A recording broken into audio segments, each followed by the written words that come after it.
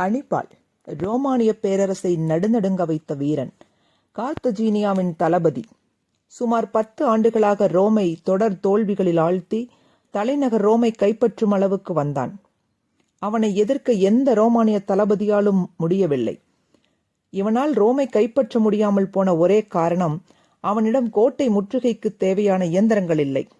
அவற்றை கார்த்தஜீனிய அரசு அனுப்பாமல் அலட்சியமாக இருந்தது.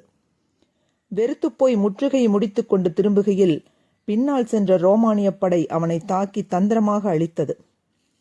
10 ஆண்டுகள் தொடர்ந்து நாட்டை அலற வைத்த ஒருவனை வீழ்த்திய பின் என்ன செய்வார்கள்? மகிழ்ச்சி கொண்டாட்டங்கள் நாடெங்கும் துவங்கின. அதன் பின் ரோமின் மூலை முடுக்கெல்லாம் சிலைகள் வைக்கப்பட்டன.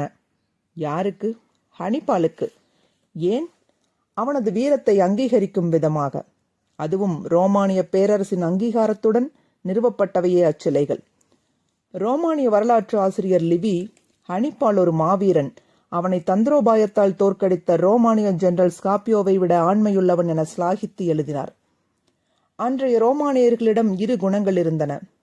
போர் என வந்தால் கடுமையாக எதிர்ப்பார்கள்.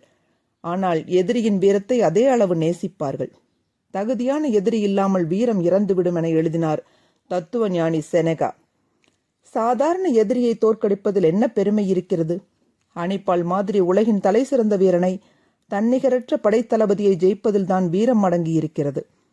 உண்மையான ஒரு வீரனால் தான் தன் எதிரியிடம் காணப்படும் வீரத்தை சரியாக அடையாளம் கண்டு போற்ற முடியும்.